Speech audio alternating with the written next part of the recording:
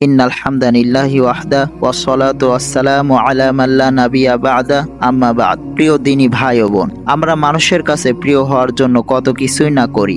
দুনিয়ার মানুষের কাছে গ্রহণযোগ্যতা পাওয়ার জন্য কতভাবেই না নিজেকে উপস্থাপনা করি। কেউ মানুষের প্রশংসা শোনার জন্য, একটু ভাইরাল হওয়ার জন্য কোরআন হাদিসের অপব্যাখ্যা পর্যন্ত করি। আমরা কেউ মানুষের ভালোবাসা পাওয়ার জন্য আল্লাহর বিধানকে গোপন করছি। আসলে কি এভাবে দিনকে অপব্যাখ্যা কিংবা গোপন করে কি মানুষের ভালোবাসা পাওয়া যায়, মানুষের কাছে গ্রহণযোগ্যতা হওয়া যায়? অথচ প্রিয় নবী মুহাম্মদ সাল্লাল্লাহু আলাইহি সাল্লাম বলেছেন, হাদিসটি বুখারী মুসলিমে এসেছে।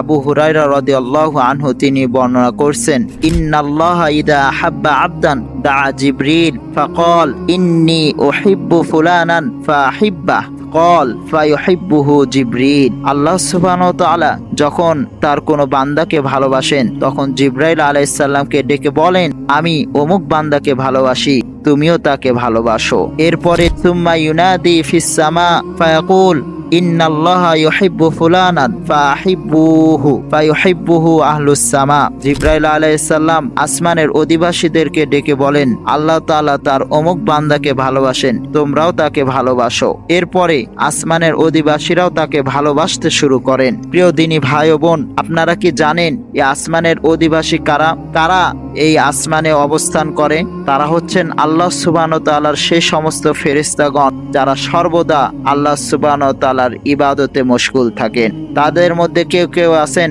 যারা সেজদা করেন, তাদের মধ্যে কেউ কেউ আছেন যারা রুকু অবস্থায় রয়েছেন, তাদের মধ্যে কেউ কেউ আছেন যারা বর্তমানে আল্লাহ সুবহানাহু ওয়া তাআলার আরশ বহন করছেন। এরকম অসংখ্য অগণিত ফেরেশতা রয়েছে যারা একদম পুত পবিত্র, কোনো প্রকার গুনাহ, কোনো প্রকার অশ্লীল, কোনো প্রকার পাপাচারের কাজে লিপ্ত হয়নি। আল্লাহ সুবহানাহু ওয়া তাআলা তাদের পুত পবিত্রতা বর্ণনা করে কুরআনুল কারিমে বলেছেন, আউযু বিল্লাহি মিনাশ শাইতানির রাজিম, লা ইয়াসুনাল্লাহা মা আমারাহুম ওয়া ইয়াফআলুনা মা ইউমারুন। প্রিয় দিনী ভাই ও বোন, এই বান্দা, যে বান্দা আল্লাহ সুবহানাহু ওয়া তাআলার ভালোবাসা অর্জন করলো, এরপরে জিবরাইল আলাইহিস সালাম তাকে ভালোবাসলেন, এরপরে আসমানের অধিবাসী অর্থাৎ সমস্ত ফেরেশতা মণ্ডলী তাকে ভালোবাসলেন।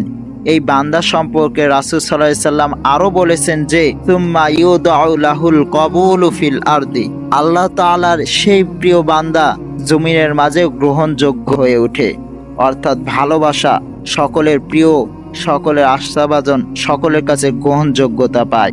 আর এর অপর পক্ষে হাদিসের দ্বিতীয় অংশে রাসূল সাল্লাল্লাহু আলাইহি সাল্লাম বলেছেন যে, অপর পক্ষে আল্লাহ সুবহানাহু ওয়া তাআলা যে বান্দাকে ঘৃণা করেন, জিবরাইল আলাইহিস সালামকে ডেকে বলেন, আমি আমার অমুক বান্দাকে ঘৃণা করছি, তুমিও তাকে ঘৃণা করো। এরপর জিবরাইল আলাইহিস সালাম আসমানের অধিবাসীদেরকে ডেকে বলেন যে, আল্লাহ সুবহানাহু ওয়া তাআলা তার অমুক বান্দাকে ঘৃণা করছেন, তোমরাও তাকে ঘৃণা করো। আর ঠিক সেভাবেই সে পৃথিবীতেও সকলের কাছে ঘৃণার পাত্র হয়, কখনো ভালোবাসা কিংবা গ্রহণযোগ্যতা পেতে পারে না। সুতরাং আমরা যদি কেউ চাই যে এই পৃথিবীর অধিবাসী মানুষজন সকলে আমাদেরকে ভালোবাসুক, তাদের কাছে গ্রহণযোগ্যতা আমরা যেন পাই, তাদের মনের মধ্যে কোনো একটি আসন যেন আমরা করে নিতে পারি, তাহলে অবশ্যই সর্বপ্রথম আমাদের আল্লাহর ভালোবাসা, আল্লাহর সন্তুষ্ট, আল্লাহর কাছে গ্রহণযোগ্য হতে হবে। আল্লাহ আমাকে, আপনাকে, সকলকে যেন তার কাছে গ্রহণযোগ্য, তার সন্তুষ্টি অনুযায়ী আমাদের পুরাটা জীবন পরিচালনা করার তৌফিক দান করুক। আমিন।